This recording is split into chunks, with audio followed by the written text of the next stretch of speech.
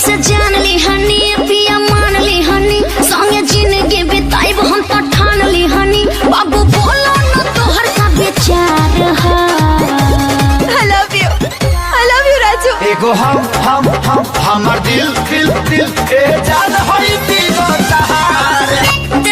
ए जब से जान ली हनी पिया मान ली हनी संगे जिंदगी बिताई हम तो ठान ली हनी बाबू बोलो न तोहर का विचार है। हम हमार दिल ए जान होई पीगो तहार। हम हमार दिल ए जान होई पीगो तहार। ए जब से जान ली हनी पिया मान ली हनी संगे जिंदगी बिताई हम तो ठान ली हनी बाबू बोलो न तोहर का विचार है। हम हमार दिल ए जान होई पीगो तहार। ए जब से जान ली हनी पिया मान ली हनी संगे जिंदगी बिताई हम तो ठान ली हनी बाबू बोलो न तोहर का विचार है।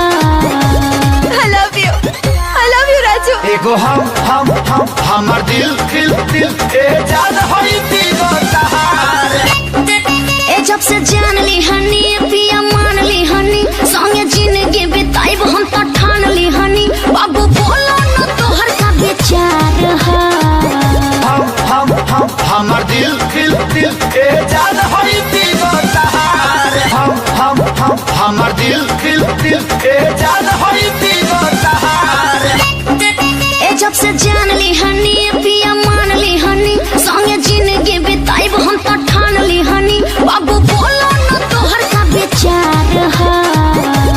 हम हमार दिल ए जान होई पीगो तहार। ए जब से जान ली हनी पिया मान ली हनी संगे जिंदगी बिताई हम तो ठान ली हनी बाबू बोलो न तोहर का विचार है। I love you Raju. एगो हम हमार दिल ए जान होई पीगो तहार।